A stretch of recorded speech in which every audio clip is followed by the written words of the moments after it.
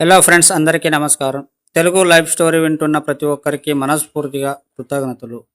అలాగే విశ్వానికి కృతజ్ఞతలు.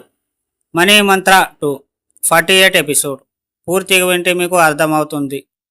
జీవితం కష్ట సాధ్యమా, సులభతరమా అని ప్రశ్న వేసినప్పుడు ఆలోచించాల్సిన వస్తుంది.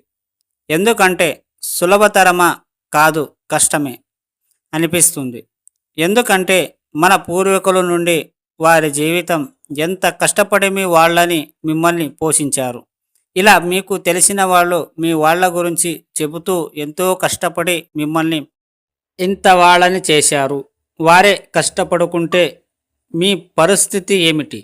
మీరింకా కష్టపడి పైకి రావాలి. ఇలా చెబుతుంటే మీకేమనిపిస్తుంది? మనం మొదలుపెట్టిన నుండి ఇప్పటి వరకు మీ చెవుల్లో మనసుల్లో కష్టం అనే పదం తప్ప ఇంకేమీ వినలేదు. కావున జీవితం కష్టసాధ్యమే అనిపిస్తుంది కదూ.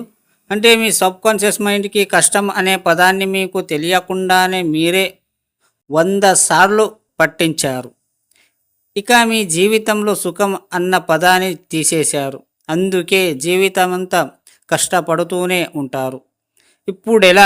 ముందుగా మీ మైండ్లో నుంచి కష్టం అనే పదాన్ని తీసేసి ప్రతిదీ చాలా సులువుగా అనేదాన్ని నేర్పించండి. ఇక నుండి ఎలాంటి పరిస్థితులైనా భయపడకుండా నవ్వుతూ హాయిగా ఆహ్వానించండి.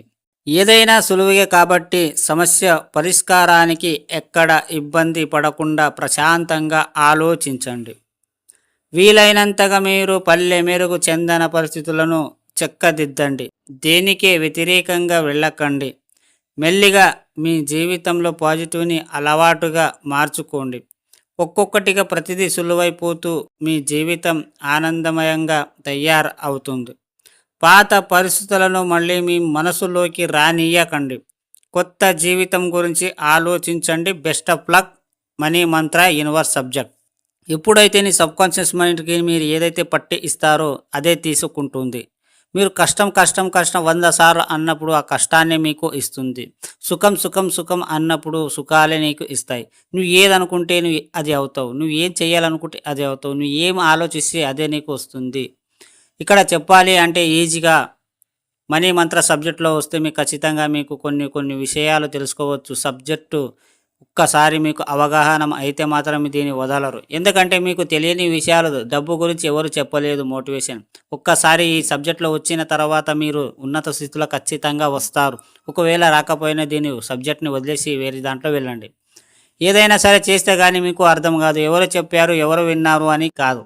అర్థమయ్యిందా? సబ్కాన్షియస్ మైండ్ మీరు ధనవంతుడిగా ఆ ఆలోచనను మీరు ఇవ్వండి. పదే మీరు సుఖంగా నేనున్న నా జీవితపు అనంతత్వంలో అంత సవ్యంగా సంపూర్ణంగా పరిపూర్ణంగా ఒకటిగా నిండు కుండల కోడి ఉన్నందుకు ఆ విశ్వానికి కృతజ్ఞతలు అని చెప్పండి. ఇలా చెప్పినప్పుడల్లా పాజిటివ్ అనేది నీ వైబ్రేషన్ని బాడీలో వస్తుంది. నీ మైండ్ని తీసుకుంటుంది.